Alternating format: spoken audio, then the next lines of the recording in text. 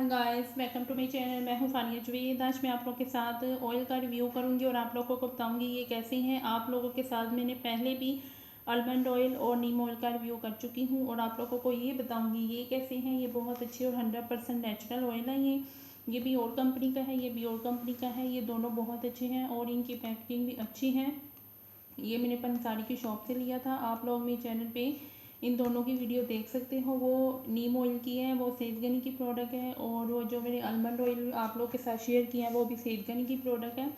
और ये बहुत अच्छे हैं। ये और प्रोडक्ट है और ये कितनी कितनी ml के हैं वो भी आप लोग के साथ शेयर करूँगी।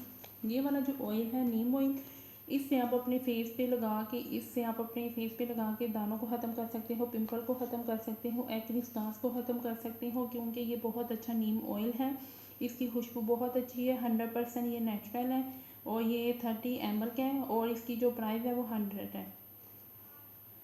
और आप लोग किसी भी क्रीम या सीरम या टोनर में भी आप इसको होममेड टोनर कोई भी आप लोग क्रीम यूज़ करते हो, आप इसके 2 या 3 ड्रॉप डाल के इसको यूज़ कर सकते हो। ये बहुत अच्छा ऑयल है। इससे आपके एक्ने स्कार्स और पिंपल वगैरह ख़त्म हो जाते हैं और ये स्किन को बहुत ज़्यादा क्लीन एंड क्लियर और स्मूथ और ग्लोइंग रखता है। और ये है आलमंड ऑयल।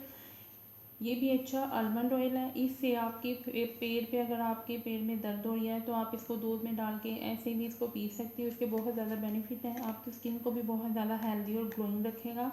आपके फेस से स्कार्स को ख़त्म करेगा, पिगमेंटेशन को ख़त्म कर देगा। आप भी इसको भी आप टोनर सीरम किसी भी चीज़ में डाल के इसको यूज़ कर सकते हो। ये अच्छा ऑयल है। और ये ऑयल